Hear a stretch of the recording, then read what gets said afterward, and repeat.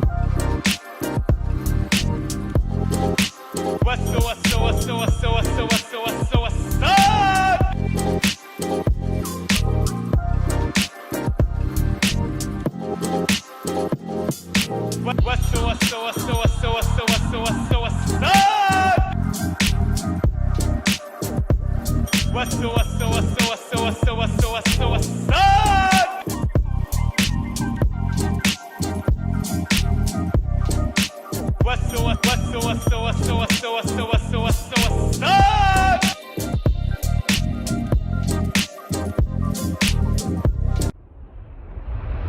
Yung status ko before the start ng bootcamp is total newbie talaga. As a newbie, kung walang kalam-alam, syempre, Pinoy, alam mo naman tayo, pag gusto easy money. Dati tsamba-tsamba lang talaga. Nakaka-raise ako ng ang laking pera pero nawawala rin. Yun, naranasan ko masunog. Tira lang ang tira kahit walang alam. Basta trade. Minsan sumasa pool, minsan wala. Pero mas madalas wala. Mga 20% to 30% na lang yung naiwan. Ang alam ko lang is sell high, buy low. Hindi ko rin alam kung kumikita ako o hindi. Sa crypto kasi parang nakaka-overwhelm siya pag iti-trade. Nadadali ako sa emosyon eh. Ang hirap. Alam mo yung parang wala kang alam talaga.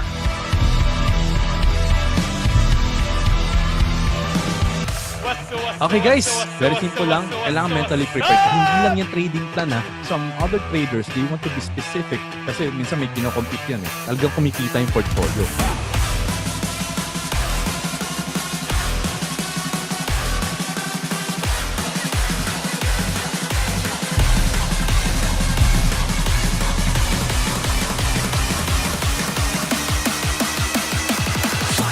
Pagka binuksa ko yung trading view, alam ko na agad kung ang gagawin ko. Mas nagkaroon ako ng direction. Everything like walk in the park lang. It's well organized. Hinimay-himay kasi from macro to micro. Sinulat ko pa lahat yan para ulit-ulitin ko. Masarap pag may kasama na mag-guide talaga sa'yo. Yung knowledge ko parang biglang lumaki. Kung talagang alatsamba, ngayon okay na ako. Aware na ako doon sa disiplina na dapat kong gawin. Daming katutunan. Mas ang daming realization. Wala akong masabi na negative. Sulit. Okay kaayo, Jud. Daily boring ang kuan, daghang learnings, profit na Jud.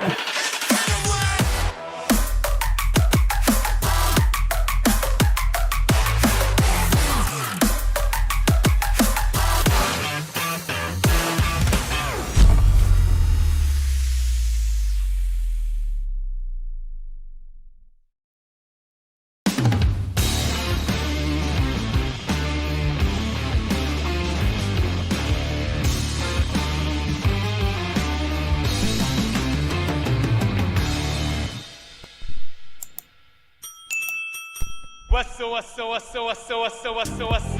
up? Okay guys, hello, test. Hello. Narinig ba ako? Okay, so again guys, good evening. It's me again, Cryptocurrency Trader, and welcome sa another episode ng ating stream. And for tonight, we are also going to discuss yung pinaka-importante part ng market natin, which is BTC. And we'll have a couple of updates, especially with the market cap. So kung meron kayong chart request, I want to see that on the comment section para ma-line up na natin after our BTC USDT analysis.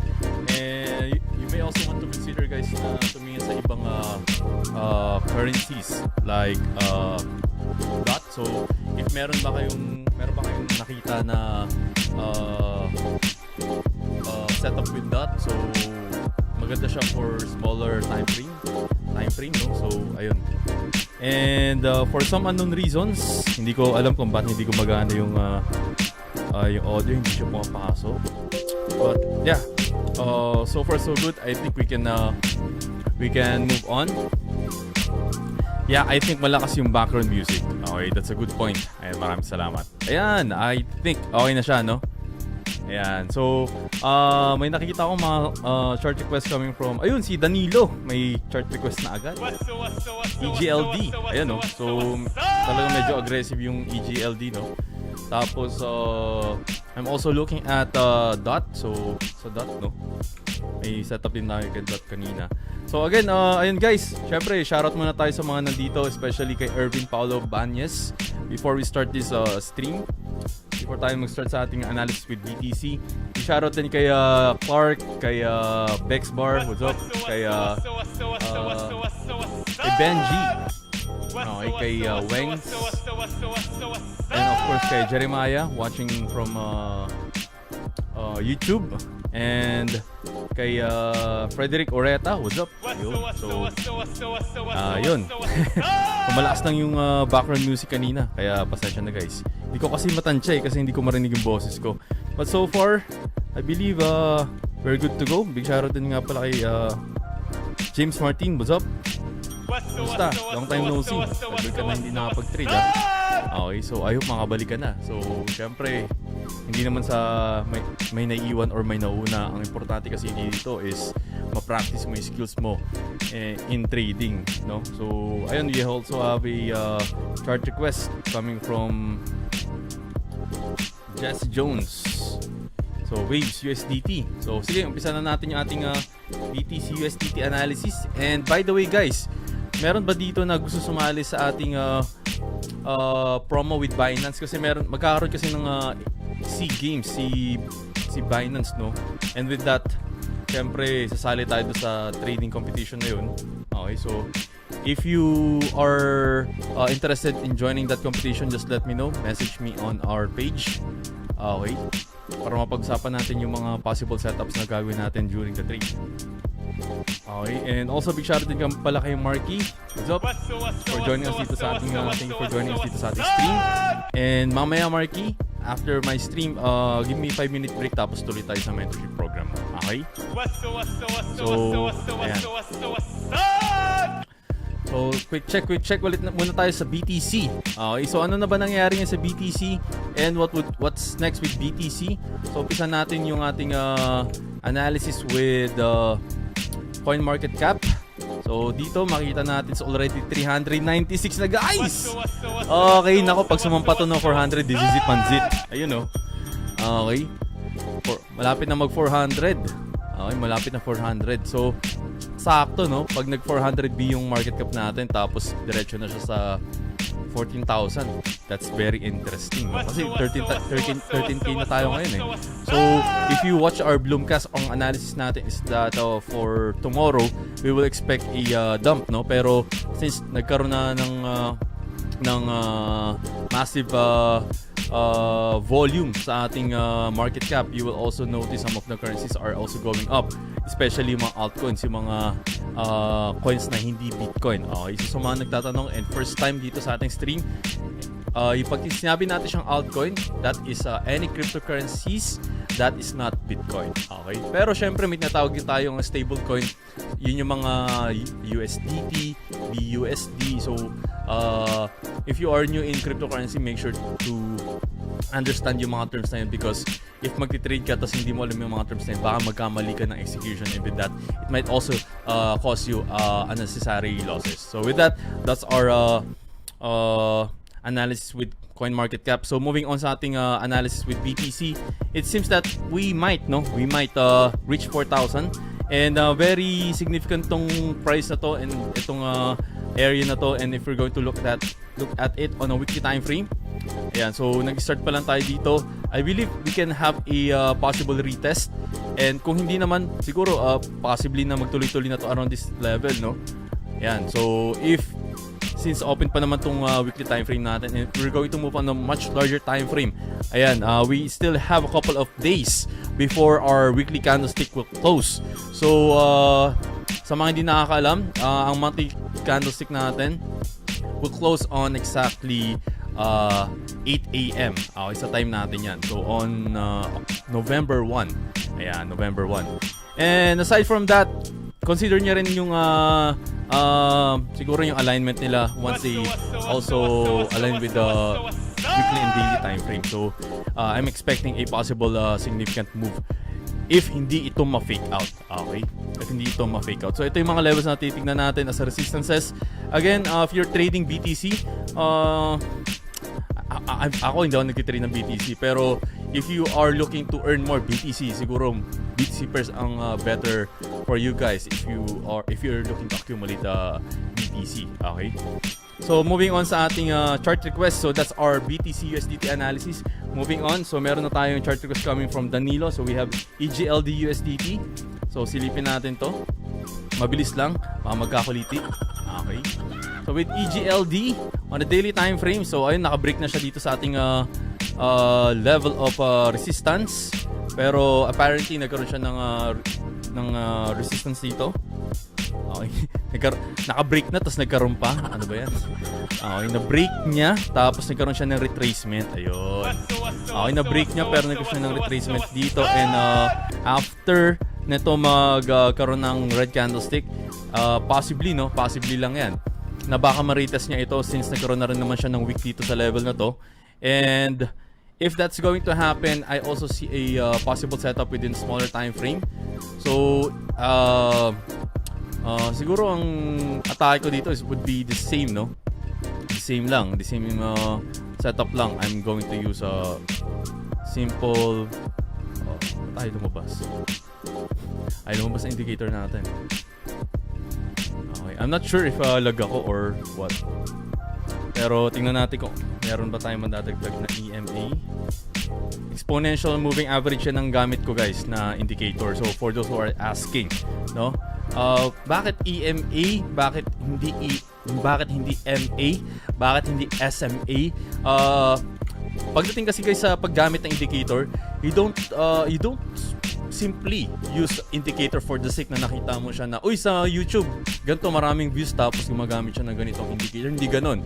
You should understand how that indicator works and tignan nyo mabuti kung ano ba yung mga angulo kung saan siya pwede mag-fail. And if na-corner nyo na yung mga numbers na yun and yung mga probabilities na yun, what would happen if you use that indicator? From there, possibly tumaas yung success rate nyo. Kasi there will be a time na baka mamaya enter ka ng enter. Hindi naman perfect time enter. Well, wala namang mapagsabi kung perfect time na ba pumasok. But what I'm trying to say is, there are high probability setups if you fully understand how your indicators works. Regardless kung Ichimoku ba yan, EMA, SMA, WMA, or sabihin natin envelope or whatsoever, kung anong indicator man yan. So what I'm trying to point is, you should fully understand how your indicators work. Okay? So moving on, exponential, ayan, moving average. Ayun, nakapag-add pala tayo eh. Ba't kanina ayaw? Okay, so meron tayong EMA. So ang ginagamit ko is 20. So feel free to copy the settings. Okay, so itong settings na to, ang dami ko nang na-backtest dito. So with that, ito pa rin ginagamit ko hanggang ngayon. So ayan, you will also notice na yung moving average natin is also below the price. Kasi ang gamit ng moving average, guys, based dito sa ating price, no? Ang uses niya, if ang price is above, okay, above the moving average, at yung moving average natin, lagyan natin ng kulay cyan. Ayan. Okay. If yung price is above the moving average, we call that bullish, no? Bullish yan. Okay. Pero pag nasa baba yan, we call that bearish. Okay. So, nandito yung moving average sa taas, tapos yung price is nasa baba. Okay. So, tayo na price. Ayan. So, yan yung two scenarios. So, with this case, makikita natin na we have 3 moving average sa ilalim, which tells us on a different setting and different time frames, bullish tong area na to, no? Itong time frame lang na to. Kasi if you're going to move on this time frame, meron tayong makikita meron din tayong makita ng resistance yan, which is also in confluence. So lagi niyo naririnig sa akin, no, possibly na-curious kayo na ano kaya sinasabi ni coach ng confluence. So pag sinabi natin confluence, it means it's equal.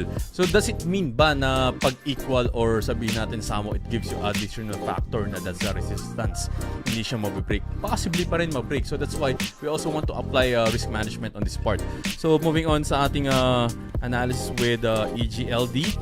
So etong may resistance tayo dito, and if we see na nag-hold ito, and if it did, no, balik tayo dun sa smaller time frame natin, you will also notice na dapat mag-hold din siya dito sa ating yellow moving average, which is this is the 100 setting. So with that, pag nag-hold yan, dapat makakita din kayo na bumalik yung moving average na 20-50, mag-align ulit sila. That is the time that you can say, oy, pwede na pala siyang umabot hanggang dito. Possibly pa rin, no? Possibly pa rin. Kasi in this case, puro technicals na yung nakikita natin dito, pero let's put our sabihin natin risk management, no? So if you are willing to risk 5% no, sa allocation mo, na total portfolio, sa allocation na yon. Kasi pag sinabi nating allocation, guys, pag sinabi nating allocation, hindi yan yung buong portfolio, no? Allocation, sabi natin portion lang siya, portion. So sa portion na yan, you are willing to risk 5% to sabi natin 6%. Bigyan nyo siya ng room for error, kasi pag masyadong maliit, so that's the problem with leverage. Pag masyadong maliit yung leverage mo, masyadong mataas yung leverage mo, it could possibly kick you out of the trade, tapos bigla siyang umabot hanggang dito sa target na to. Okay, so yan ang nakita kong possibility dito. Pero if it didn't hold, I'm also expecting for the price to move further. Okay, on the downside, papunta dito sa ating 618 Fibonacci retracement.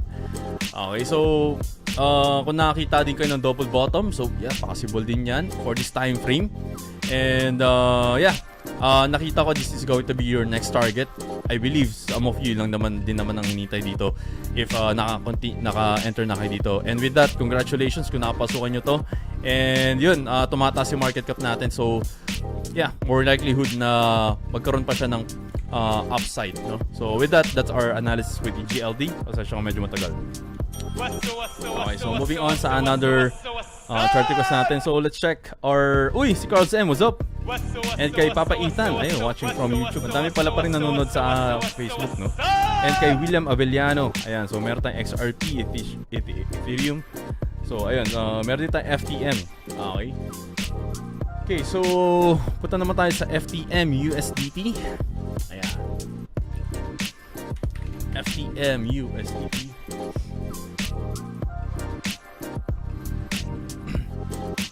And by the way, guys, for those who are asking pala, yung ating SEA Olympics or trading competition, so nagbabalik na siya. All you need to do is to register.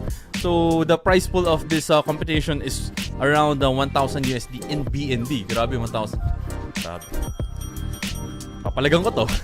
Okay, 1,000, no? Palagang ko yan. Okay, 1,000. Okay, so second place, 500 USD in BNB. Third place, 250. Fourth place, 100. Fifth place, 50.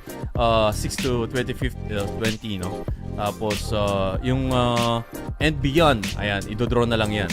Okay, hindi drawing, no? Kasi sureball, mamimigay yan si Binance. Okay, so second round, syempre hindi pa tapos. Meron pang another prize worth, ito naman Coin M. So, sa mga nagtataka, paano ba nag-work yung Coin M? Meron pa dito nakakalam ko paano nag-work yung Coin M? I want to see on our comment section. Kasi nag-iisipan ko kung gagawin ko ng tutorial yan eh. Kasi talagang nung first ko din actually marinig yan, sabi ko, siya complicated. Pero sige, para sa inyo. Ayan, dahil mahal ko kaya. Ayan! Ayan, so okay, so moving on.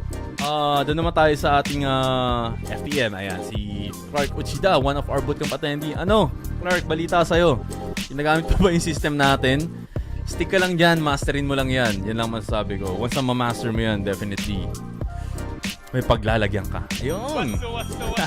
Uy, si Ma'am Renalyn Torres. Nakahabol pa. What's up, ma'am? Okay, so dito, based on our... Ayan, Clark, tingnan mo. Paano nagre-react yung tinuro ko sa yung trading system dito sa pinapa-chart mo sa akin. Diba? If I'm going to ask you, Clark, may nakita bang setup dito? Yes or no? Madali lang. Diba? Madali lang. Yes or no, may nakita ka bang setup? Meron ba nakitang setup? Okay, gano'n lang kasimple. Ayan ha. Si Clark pala is one of our bootcamp attendee. Ayan. Okay, so moving on. Doon naman tayo sa next request, Jessie. Okay. So dito tayo sa Wave USDT. Congratulations pala, no? Okay, congratulations pala sa Wave USDT. Ayun, si Clark pala nag-message. Meron daw siya nakitang setup. So, ano kayo nakita ni Clark na setup? Tingnan nga natin.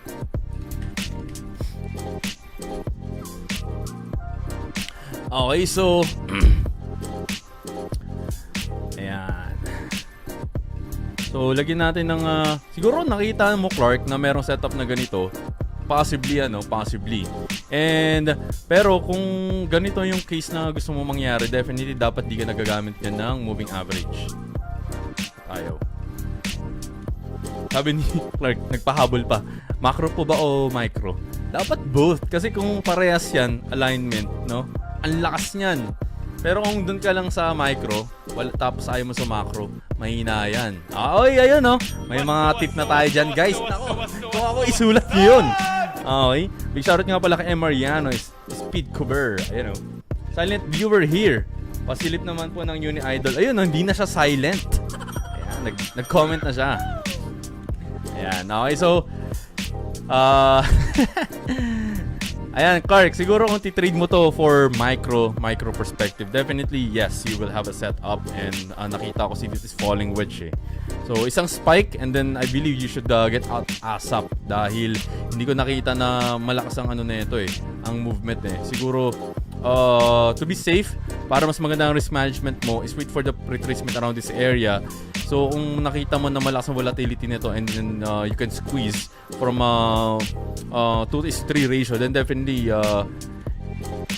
go for it, no? So, sabihin natin potential target around this area. Yan, sige, go for it, no? Draz, data, TRXUSDT. Di ko na chart yan. Ang sabihin ko na lang, may position na ako dyan. Para tapos na. Okay. Ayan. Okay. So, tapos na tayo. Balikan natin si Jessie. Baka nabibiting na si Jessie. Okay. Jessie, this is for you. This is for you. Ayan. Sabi ni Mario. Sabi yun. Si James Bond. What's up, new subscriber? Magkano daw yung bootcamp? And magkano pag-enroll sa bootcamp nyo? Libre! Bukas abangan mo yung announcement. Bakit siya libre? Ayun! Okay. Bukas abangan mo bakit siya libre. Okay, punta ka sa ating Facebook. So, kasi si James Bond ngayon, mukhang may mission siya. So, nasa YouTube siya ngayon. So, punta ka sa ating Facebook. fb.com, Cryptocurrency Trader 10. Ayan, so hanapin mo yan. No? Pag nakita mo itong mukha na to, yun na yun. Okay. So, balik tayo sa ating Waves USDT. So, kay Waves USDT, mukhang maalon pa rin siya. Okay, and pasok na to guys sa ating Fibonacci retracement area, which is 618. So, just like what I've mentioned, so always consider the Fibonacci as a area as a resistance din, no? So with this, nakita ko na possibly na nagki-create na siya ng ascending wedge. So minsan kasi pag masyado nang mabagal yung strength ng mga bulls, nagiging wedge na siya eh. So that's one of the most psychology that I saw, that I've observed with this kind of price action. So pag binaktas nyo yung mga ganyang price action, guys, definitely makita nyo rin yun. Okay, so I believe if it's going to continue on the upside, siguro magkakaroon na lang to ng retest. I don't see it na aabutin niya to ASAP, no. Pero sabihin natin odds, no? Odds talaga. Hindi talaga natin pwede sabihin na ito talagang pinaka-certain sa market kasi just like what I've mentioned, ibang analysis ko nga babalik tayo sa 12K pero tignan nyo ngayon, nasa 13 na tayo, 'di ba? So it's all about managing your risk pa rin. Analysis is just an analysis. Okay, so with that, if mag-hold ito, ayan, potentially ma-hit natin to, and we'll see. It's going to be very interesting pag naabot niya tong 786. If you're already in this setup, siguro saan ako possible to enter dito? I believe it's too late to enter na eh. Pero kung pipigain mo to on smaller time frame, definitely siguro nakita ko na it might, if it holds, no, pag nag-hold ito dito sa area na to, which is around $3 to $3.1, ayan. So that's a possible potential re-entry if tingin mo na may maganda ang bias mo with Waves USDT. So with that, that's our analysis with Wave USDT. Okay. And again guys, live na yung ating Sea Olympics, no? So si Binance is going to give away worth 1,000 USDT in price. Okay? Na naka-BNB siya. So, pag sabihin natin na naabot niyo yung first place, ma-receive niyo yung 1,000 USD in BNB. So, sa app yan. Okay? So, kasali tayo dyan, syempre. Sabi ni Jezreel Bordado, possible pa may retracement. Yes, lagi nyong tatandaan yun. Lagi, ang price lagi yung may retracement. Hindi mo lang nakikita kung nasaang time frame siya, nasaang tamang time frame siya. Okay, so that's one of the most important thing siguro na kailangan nyo tandaan when it comes to retracement. Meron siyang retracement, hindi mo lang alam kung nasaan tamang time frame yung retracement niya. Okay, what's up Jared? Okay, watching from Facebook. Shoutout nga pa rin pala kay Stephen. Regards pala kay Stephen. So moving on sa ating next chart request. Tapos na tayo sa Waves. Ayan, okay. Kay JP Verdan. JP, nandiyan ka pa ba? Gising pa ba, JP? Okay, so tapos na rin tayo. Si FTM kaya, tingnan natin. FTM. Ayan, nabalikan na pala si FTM kanina. Si Ethereum. Ito, Ethereum. Okay, kay Ethereum USDT. Okay, inaabangan ko dito. Bullish ako kay Ethereum, guys. Okay. Tapos na ang usapan. Bullish ako kay Ethereum. Okay, so ano titignan ko dito kay Ethereum? I also want to discuss, syempre, XRP kasi almost the same din sila. And kung makita natin, they are really holding their support. So yung dating resistance na naging support. And with that, there's a potential high, no? Potential level na ma-hit itong 38.2 Fibonacci retracement natin, which is 600, which is also in confluence sa ating psychological dating resistance, dating support na ngayon ay resistance. So if ma-hit natin yan, hindi ko pa masasabi if nandito aabot tayo dito, but all I can say is potentially na once na matamaan natin to, magkakaroon tayo ng another retracement around this level. And again, dapat yung ating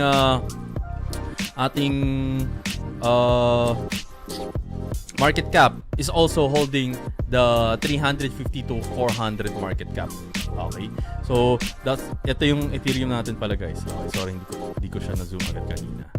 Okay, so ito yung level na titignan natin. So once na ma-hit niya yan, potential retracement, and then doon na natin makikita if it's going to hit, ayun, ang ating 1618, which is also in confluence with our 618 Fibonacci, reverse Fibonacci retracement. Okay, so that's our analysis with Ethereum. So going to XRP, almost the same. So lagyan natin sila ng retracement. So kunin natin itong kasi itong swing na to, kuha niya na yan. Ito na yung next swing natin. Kunin natin itong swing na to. Okay, so once na mag-hold ito, definitely, just like what I've mentioned earlier, potentially na ma-hit natin itong level na to. So I have a position with XRP. Yan ang position ko ngayon. XRP, TRX, kay Polkadot, meron din tayong position.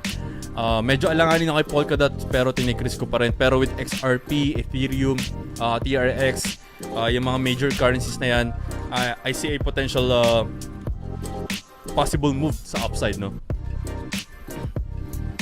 Okay, so moving on. Ayan, so I believe na-discuss natin. William, maraming salamat. Okay.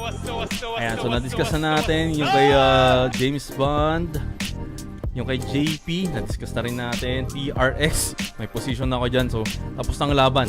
Okay, ayan, so moving on naman tayo kay nakita ko pala guys, no, ang napapansin ko, some of the major currencies yun ang some of the major or huge cap currencies, sila yung may mga possibly na malalakas yung movement kasi kung titingnan ninyo, especially with BTC, hindi naman gumagalaw ng 10% yan before. So mga 1%, 2%, tapos babalik ng negative 1, 1% ulit. So malilit yung galaw niya, pero ngayon you will also notice na most of the money talaga are being traded sa mga malalaking market cap na coins. And that's why lagi ko mina-mention dito yung coin market cap, kasi kung titignan nyo before last week, to be specific, Friday, 60.9% ang market cap natin, and it's now already 61.3. Wow! Laki niyan. So ibig sabihin potentially talaga lahat ng money are being traded sa BTC. So let's see now kung talagang sasabog itong ating BTC. And ang next target na nakita ko talaga dito is 14,000. 14 around that area. Very memorable kasi yun sa mga ipit. Okay, mabalikan na natin yung mga ipit, guys. Gisingin nyo na sila. Gisingin nyo na. Okay. So moving on sa another, yung mga kaibigan nyo na napabili sa 14, text nyo na, i-message nyo na. Yung mga pinabili nyo, sabi mo, oy sorry na, bumalik na sa 14. Yung mga pina-invest nyo. Yung mga sinama nyo dati, oy bili ka na, tapos umabot ng 3K Okay, well, moving on. Doon naman tayo sa tapos TRX, di ko na di-discuss yan. Okay. Any words po, coach, para sa mga FOMO at fear of entering trades? Ayan, very good question. Coming from Clark Ochida. I believe, hindi lang si Clark yung naka-experience ito. So, minsan, may mga mentorship students din ako na naka-experience niyan. Isipin nyo, mentorship student na yun bootcamp student, ganun din. Actually, lahat. Kasi, even me, nakakaramdam din ako niyan. Ganito lang yan, guys. Pag masyado kang nag-iisip ng reward, you are not thinking of risk. Matatakot ka talaga pumasok niya. Okay? Ulitin ko, pag lagi ka nag-iisip ng reward, hindi mo naisip yung risk, matatakot ka. Pero once you understand the risk sa trade na yon, sa entry na yon, you'll definitely have a go. Okay? Kasi kaya ka lang naman na natatakot kasi ayaw mo mabawasan. Paano kung $1 lang i-trade mo? Matatakot ka ba i-trade yon? Baka hindi mo nabalikan diba? Baka hindi mo natignan ulit yung $1 na yon. So that's what I'm trying to say. Kasi kung hindi mo talaga kaya i-risk yung pera na yun, hindi mo talaga mapapasukan yan. Pero try mo $1, no? Baka ayaw mo na balikan, baka ayaw mo na tignan, baka hindi mo i-consider as a trade. Okay, so that's our answer kung paano maiwasan yung fear of entering a trade. Okay, sabi ni Larkun, we have another chart request. So tignan daw natin at kanyang MKR USDT Maker. Maker. Mukhang maganda. Tingnan natin. Mukhang maganda tong napili ni Larkun Maker USDT. Ayan, with Maker USDT, tingnan natin. Ang nakita ko dito, medyo kulang pa ng push to Pero price action wise, I love it. Okay, tingnan natin to. Price action wise, pattern formation wise, moving average, pattern, Fibonacci, tingnan natin kung anong possible target. Kasi nakita ko dito, guys, if ma-break niya tong 382, kasi ilang beses na na-retest to. Okay, tapos tingnan natin yung potential risk. 10%, pero masyadong wide na yung 10%. Ganda ng MKR. Maraming salamat, Larkun. Ayan, Kaya gusto ko nagpapa-chart request Kasi as a human being, guys, may tao lang din ako, May mga setup ako na hindi ko rin nakikita. Pero nagulat, nakapasok siya dun Ba't di ko nakita yun? So that's why I also accept chart request na, So moving on sa MKR USDT. So if it's going to continue to break, ang mindset ko pag ganito yung itsura ng price is ganito siya Okay, kung ma-break niya tong level na to, ayan, gusto ko ma-retest niya hanggang dito yung price, Hindi ako mag-exit siguro mag-exit ako at loss. Pero hindi ako magta-target dito. Hahayaan ko na ma-break niya tong level na to. Kasi nakita ko talaga na potentially na malakas to eh. Okay. Sarap talaga. Oh, yummy talaga. Ayun. Yummy. So, once na ma-break niya, tapos umabot na dito yung level ng price na to. All the way, I believe, all-time high na yata to eh, no? Tingnan nga natin kung ano to sa ibang exchange. All-time highers na yata to pag na-break niya to. Oh, mukhang all-time high na nga to pag na-break niya. Tingnan natin sa iba. Babanggain tayo bigla eh. Ang magulat tayo. Hindi tumuloy. Tingnan natin. Okay. Sa Kuko, meron din. Tingnan natin iba. Colony X. Colony X. Dito. Okay. Ganda. Maker. Alam ko magandang project to eh. May nakakalam ba ako ng project to? Ang alam ko lang dito sa QC, Project 8, Project 3, Project 2. Ayan, alam ko. Okay. Uy, wait lang. Wait lang.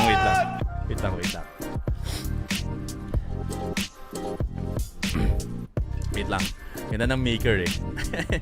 Maganda yung maker. Okay.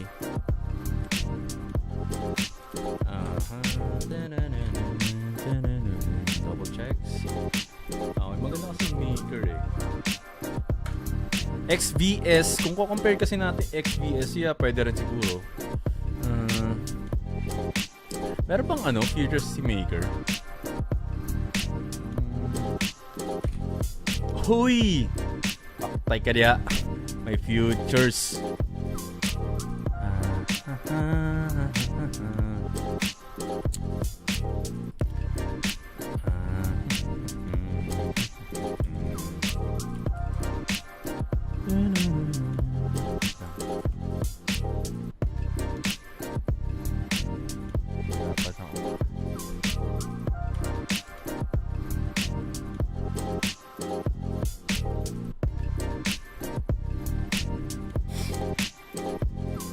Maker USD.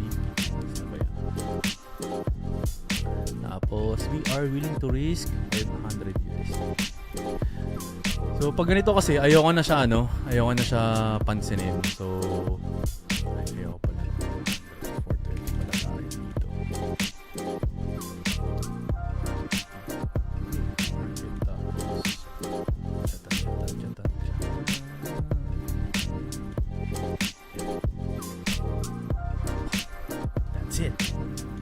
That's it. Okay, so moving on. Ayun, nakapasok tayo sa maker. And that's a isolated price with a leverage of 20x.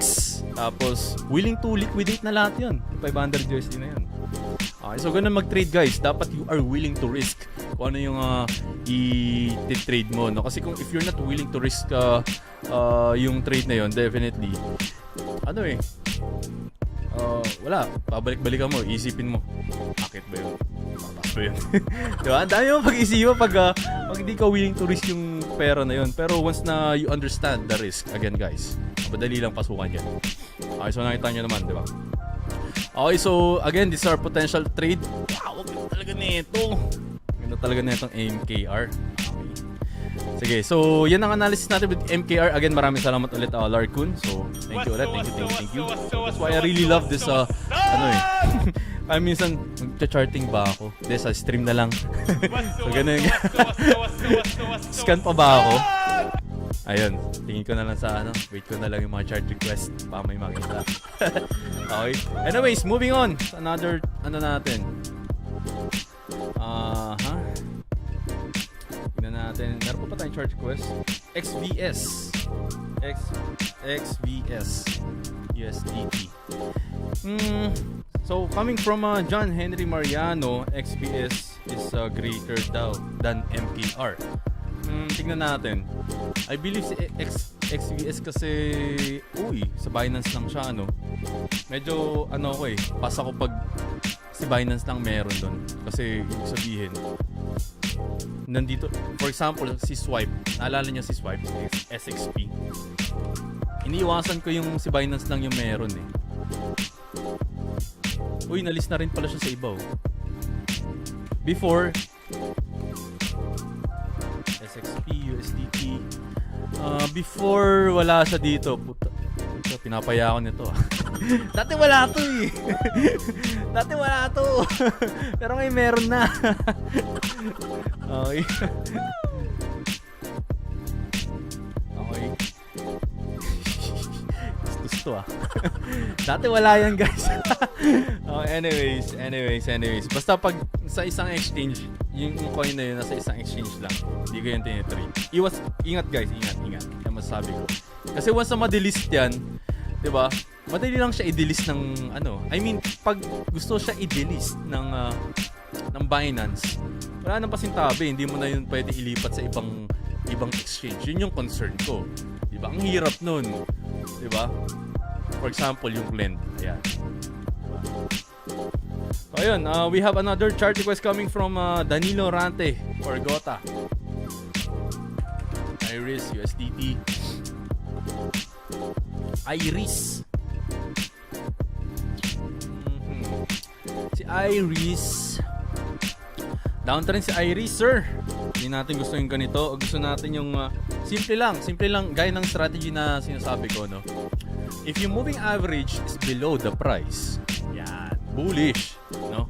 Ganun lang kasimple. Ganun lang yung titingnan ko. If ang moving average or EMA, EMA, or MA, or sabihin natin trend indicator mo na sa ilalim, okay, that also give you another confidence na, uy, potential to umakyat. Tapos, stop loss na. Ganun lang kadali, no? Sabi ni Danilo, risky pala chart ni Iris. Yes!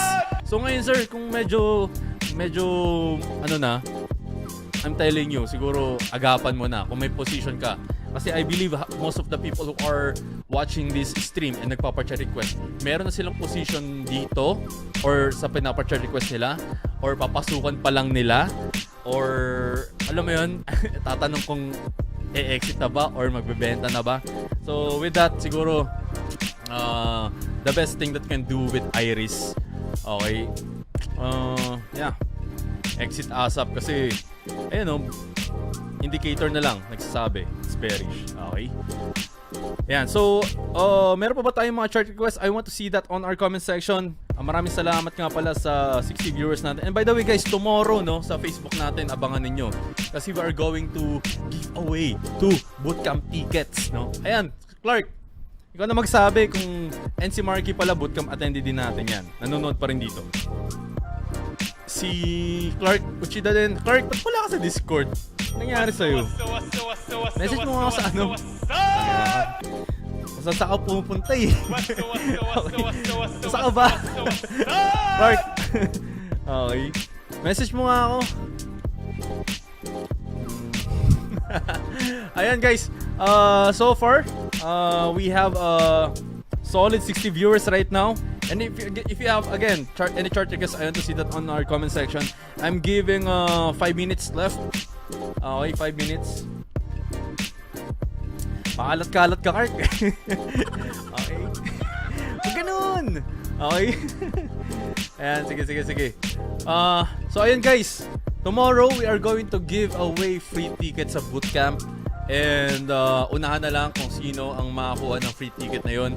And for those who are asking, ano yung anong meron sa bootcamp, and again guys, that's for you to find out tomorrow.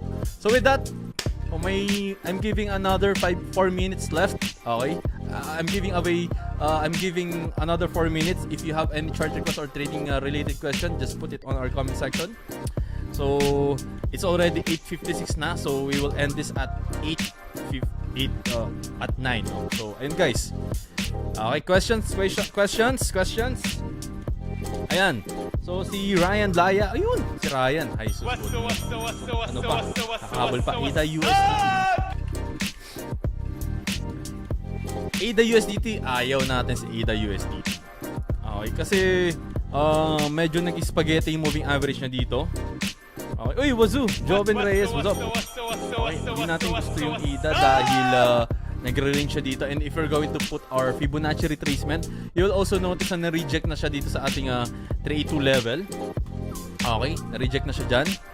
So, if that's going to continue on the upside, gusto natin makita yung formation na ginagawa nila BTC. So that's why if we're going to compare this on with XRP, okay, pansinin nyo guys, mas maganda yung setup ni XRP rather than ADA.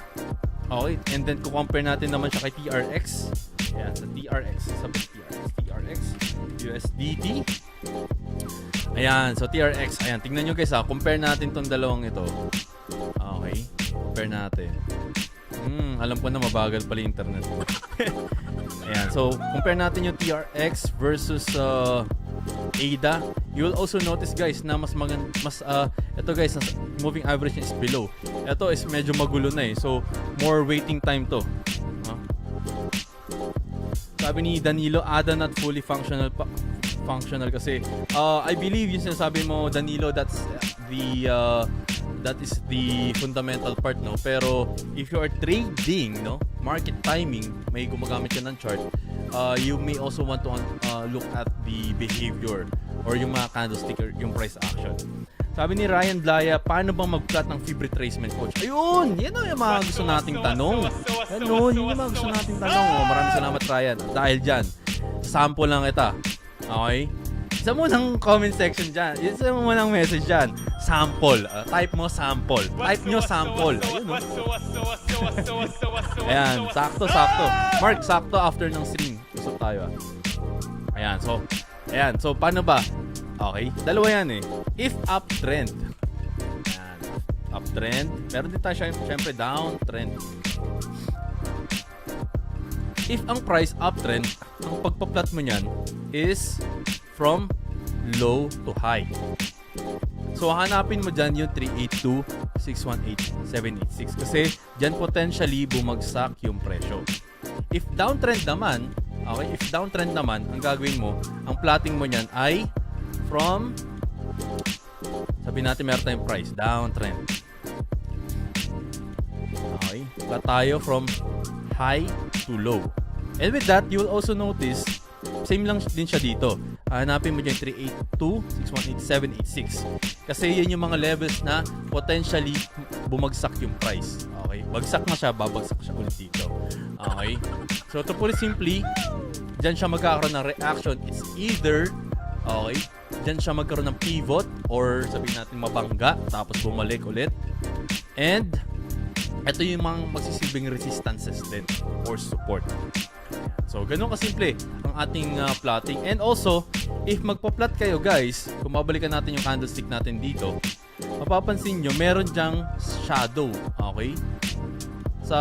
In technical definition, shadow ang tawag nila dyan, pero yung iba weak. Regardless, kung magpa-plot kayo, it's either week to week or body to body. Paano yun, coach? Kung dito ka nag-plot, dito, body, dapat ang plotting mo din papunta sa low, body din. Pag nag-plot ka dito, okay, sa low, sa low natin, pero weak, dapat ang dulo mo niyan, weak din. Hindi dapat body. Okay, again, week to week, body to body. Paano ulit paano ulit ang plotting natin? Number 1, pag magpa-plot tayo ng uptrend, kailangan mong gawin is from bottom to top. Okay? Bottom to top ang plotting mo. Pero pag downtrend, dapat top to bottom. Tapos, always remember, week to week or body to body. So yan, that's all for tonight, guys. Maraming salamat ulit. And kung magti-trade kayo, make sure to plan your trade and trade your plan. And as always, trade responsibly. It's already 9 in the evening. Maraming salamat for joining us dito sa ating stream. And with that, thank you and see you ulit tomorrow, 8:30 p.m. And again, punta kayo sa ating Facebook because we are going to give away a free ticket of our trading bootcamp this coming November 7th.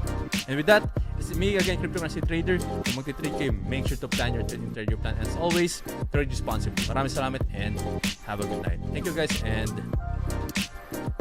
have a good night.